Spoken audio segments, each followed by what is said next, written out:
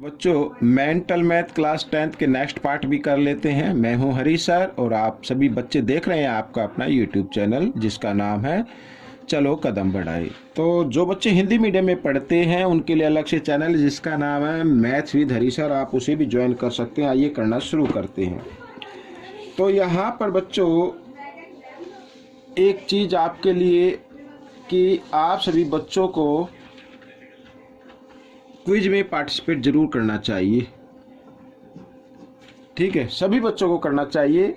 अगर कोई क्वेश्चन नहीं आता है तो आप अपने टीचर से पूछे, टीचर नहीं बताते हैं तो मेंटल मैथ का यमराज है ही आपके सामने, आप मुझे कमेंट्स कर सकते हैं और कोई भी क्वेश्चन उसमें लिख सकते हैं। मेरा व्हाट्सअप नंबर आप ले सकते हैं, डिस्क्रिप्शन बॉक्स में होता है, तो मुझे व्हाट्सअप भी कर सकते हैं। ठीक है, आइए देखो करना क्या है। इस नेक्स्ट क्वेश्चन में कहता है what is a common factor. Common factor हमें बताना बहुत ईजी है। यहाँ पर ये देखिए हमारे पास 3 पॉलिनोमियल है, कॉमन फैक्टर आपको बताना है।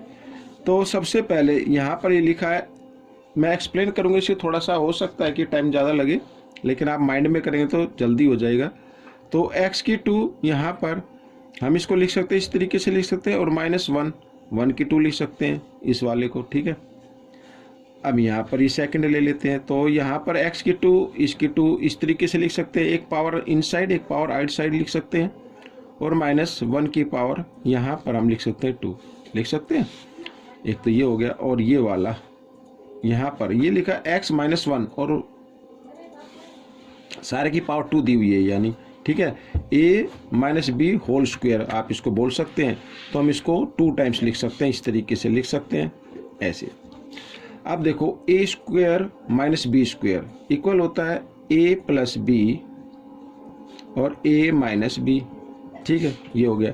अब यहाँ पर बच्चों a स्क्वायर - b स्क्वायर ये इक्वल होगा a, ठीक है, a - b और a + b इक्वल होगा।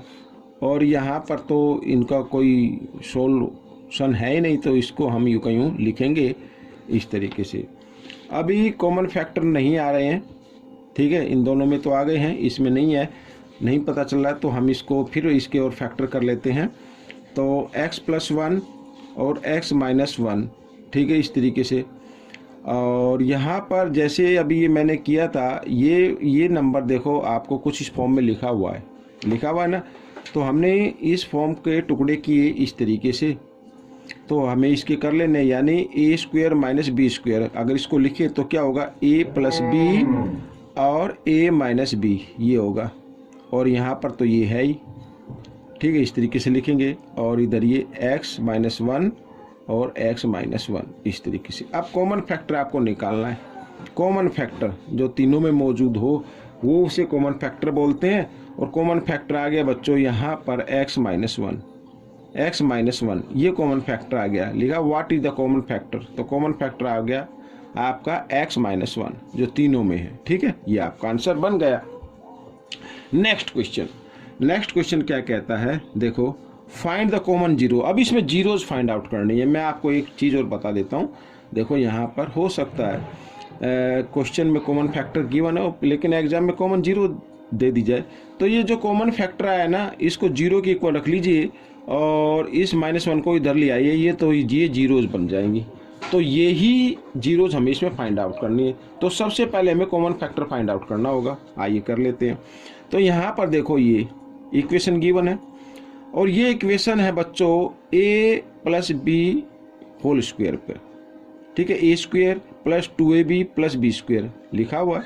तो यहाँ पर ये एक बार मैं लिख लेता हूँ, ठीक है, a स्क्वायर + 2a और b है 1, ठीक है, और +b स्क्वायर इस फॉर्म में ये नंबर लिखा हुआ है, ये पॉलिनोमियल लिखी हुई है, और ये इक्वल होता है बच्चों a + b होल स्क्वायर। ठीक है, अब इसको हम 2 टाइम्स भी लिख सकते हैं, यानी x + 1 और x + 1 इस तरीके से लिखा जा सकता है।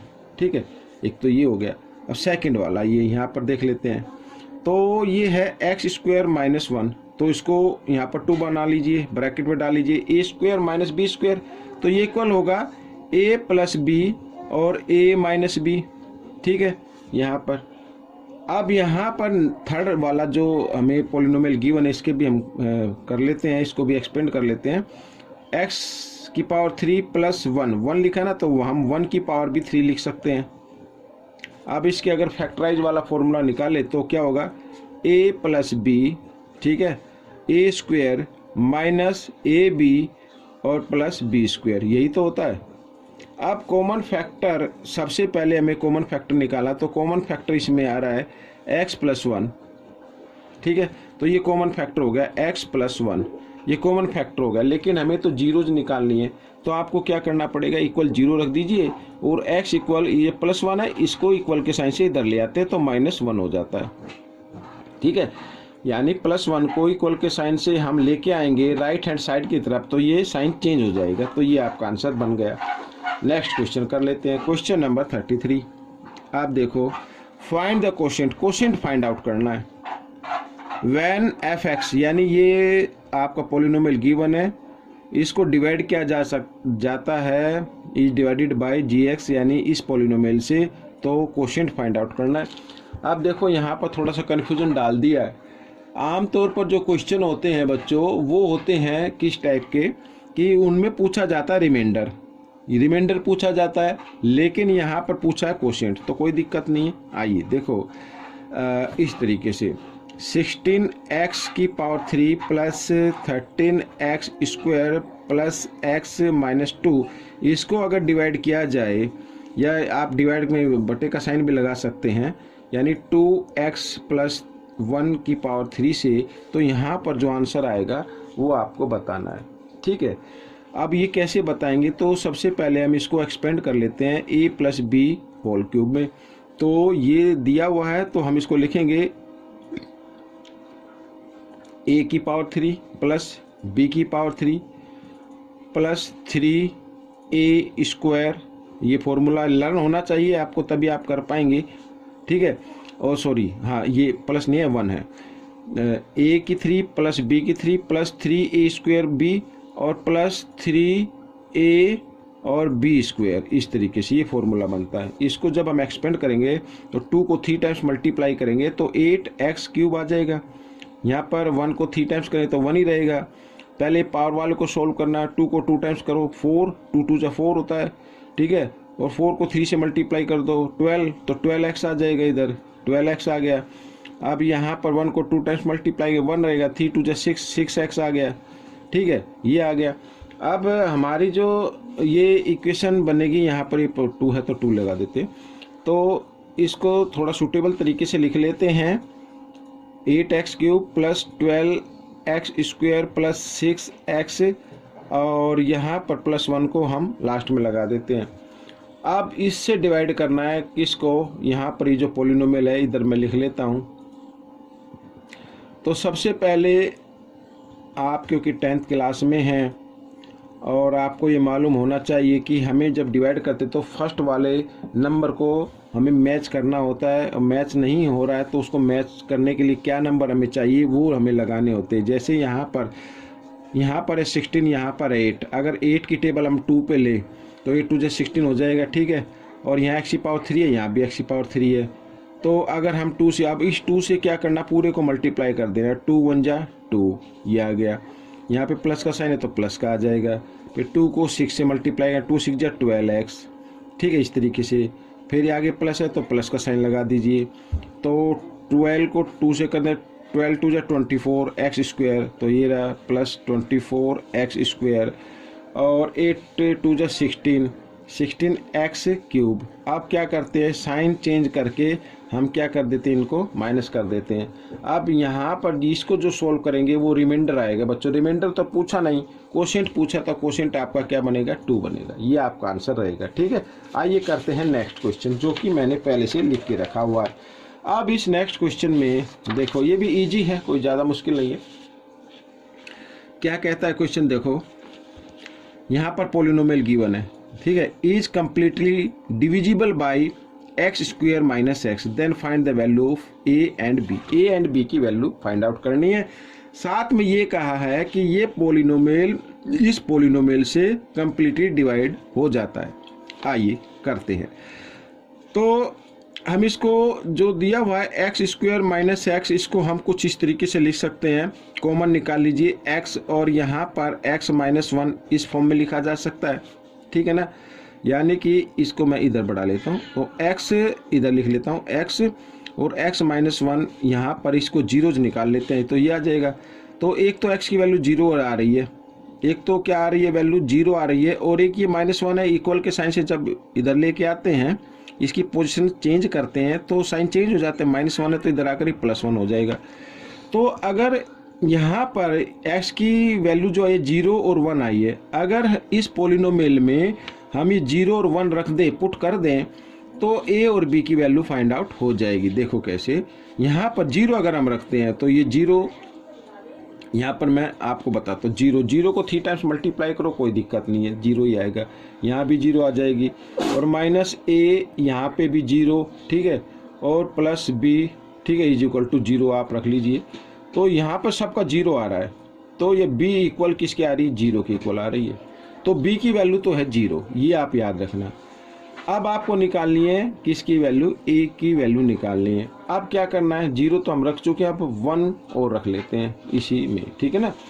अब इक्वेशन है यहाँ पर देखो, x की पावर 3 है तो यानी 1 की पावर 3, 1 को 3 टाइम्स मल्टीप्लाई करें 1 ही आएगा, तो मैं डायरेक्ट लिख रहा हूँ, तो यहाँ भी 1 आ जाएगा और माइनस ए, ठीक है। तो a की जगह हम a लिखेंगे और x की जगह क्या लिखेंगे, 1 लिखेंगे, क्योंकि ये 1 वैल्यू है, ठीक है। और प्लस b की जगह b की वैल्यू को लिख लेना है आपको, ये जो b की वैल्यू है ना, यहाँ पर जो b लिखा हुआ है, इसकी जगह b की वैल्यू को आपको लिख लेना है जीरो और इक्वल जीरो, इस तरीके से, ठीक है।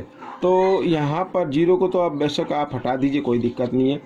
और माइनस ए को 1 से मल्टीप्लाई करें तो माइनस ए ही आएगा, और इक्वल यहाँ पर ये 1 और 1 कितना हो गया, 2 हो गया ना, 2 इधर प्लस का इधर आकर ये माइनस का हो जाएगा। साइन इसकी जो पोजीशन है वो चेंज कर देते हैं, और माइनस से माइनस का साइन हटा दिया, तो ए की वैल्यू तो आ गई बच्चों 2 और बी की वैल्यू आ रही है 0। तो ये आपका आंसर बन गया, ठीक है। अब हम करते हैं नेक्स्ट क्वेश्चन। अब नेक्स्ट क्वेश्चन में कहा है, for what value of x both the polynomial, ये जो पोलिनोमियल है बिकम जीरो, जीरो हो जाएंगे। यानी आपको जीरोज निकालनी है, कॉमन जीरो निकालनी है, कहने का मतलब ये पहले तो सबसे पहले कॉमन फैक्टर निकालना, उसके बाद कॉमन जीरो निकालनी है। तो कॉमन जीरो निकालने के लिए आपको क्या करना पड़ेगा, फैक्टर करने हैं। तो यहाँ पर आइए, इसको मैं लिख लेता हूँ फर्स्ट पोलिनोमियल को, 2x square plus 8x plus 8। अब ये देखो 2 से डिवाइड हो रहा है, तो हम इसको लिख सकते हैं डिवाइड करके, x स्क्वायर 2 4 जा यहाँ पर, और यहाँ पर भी 4 आ जाएगा। और जब हम इसके फैक्टर करेंगे, यानी फर्स्ट और लास्ट को मल्टीप्लाई करते तो 4 और प्लस करते तो 4, तो वो होते हैं 2x और 2x, ठीक है। तो हम इसको लिख सकते हैं x प्लस 2 और x प्लस 2 लिख सकते हैं इस तरीके से। और डायरेक्ट आपको लिखना आना चाहिए, और ये करने के लिए आपको ज़्यादा से ज़्यादा बच्चों प्रैक्टिस करनी पड़ेगी, ठीक है। एक तो ये लिख लिया हमने, तो सबसे पहले हमें क्या निकालना, कॉमन फैक्टर निकालने। अब यहाँ पर ये जो इक्वेशन है x की पावर 2 माइनस 3x और माइनस 10 ये है।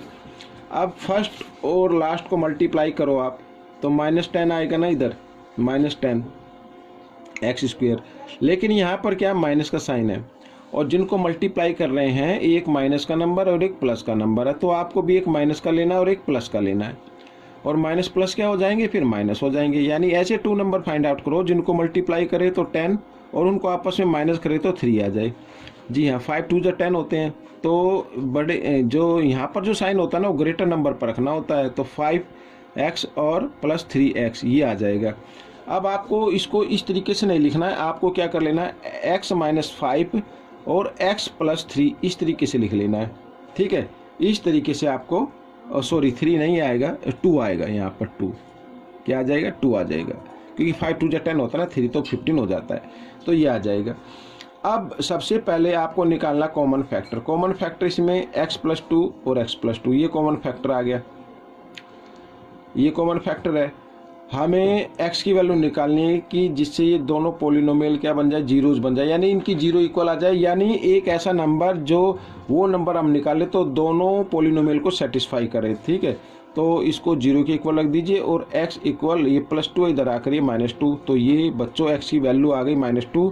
अगर -2 हम इस पॉलिनोमियल में सेट करते हैं और इसमें भी सेट करते हैं तो फिर इनका आंसर क्या बन जाता है, जीरोज बन जाता है। तो बच्चों ये वीडियो भी कंप्लीट हो गई है। आपको ये वीडियो कैसी लगी मुझे ज़रूर बताएं, इसमें से सीख कर दूसरों को ज़रूर सिखाना है। मिलेंगे नेक्स्ट पार्ट में। Till then keep watching this video and thank you.